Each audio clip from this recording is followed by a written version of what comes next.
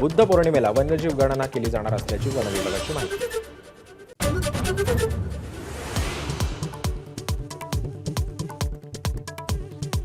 Operation सिंदूर दरम्यान भारतीय हवाई दलानं पाकिस्तानच्या 5 विमानांना दाखवली जमीन।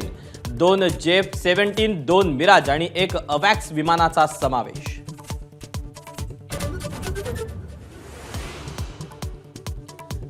9 मेच्या रात्री पाकिस्तानला चकवा देण्यासाठी भारतीय हवाई दलाकडून भन्नाट युक्ती।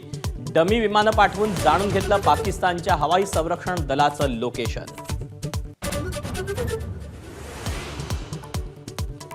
भारताच्या ब्रह्मोसच्या ताकदीपुढे पाकिस्ताननं गुडघे टेकले। अंधाऱ्या रात्री पाकिस्तानला उजेड दाखवला। संरक्षण मंत्री राजनाथ सिंग यांच्याकडून भुजमध्ये गौरवोद्गार।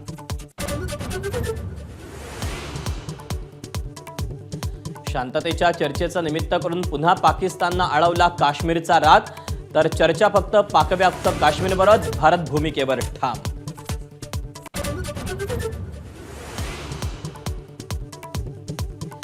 डॉन वृत्तपत्राकडून पाकिस्तानच्या उपपंतप्रधानांचा खोटारडेपणा उघड। AI जनरेटेड वृत्तपत्राद्वारे पाकिस्तानच्या संसदेत खोटा दावा, फॅक्ट चेकनं केली पोलखोल।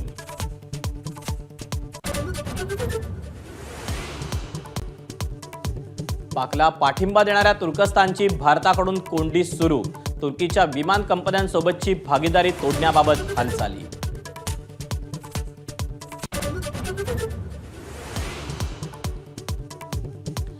बाळासाहेबांच्या एका फोनमुळे अमित शहा संकटातून बचावले, तर शरद पवारांच्या भूमिकेमुळे मोदींचं मुख्यमंत्रीपद वाचलं होतं। राऊतांच्या नरकातला स्वर्ग पुस्तकात खळबळजनक दावे।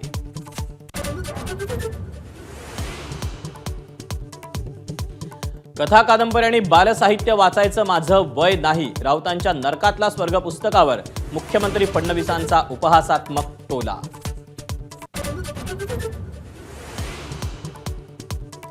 मंत्री जयकुमार गोरेंच्या बदनामी प्रकरणी रामराजे नाईक निंबाळकरांची 3.5 तास चौकशी।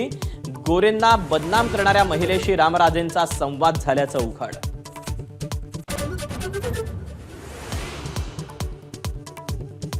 मी शब्दाचा पक्का, एखाद्याचा काटा काढायचा ठरवला तर काढतोच।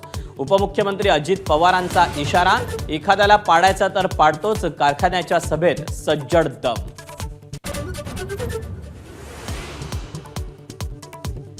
क्रिकेटसाठी योगदान देणाऱ्या दिग्गजांचा वानखेडेवर गौरव।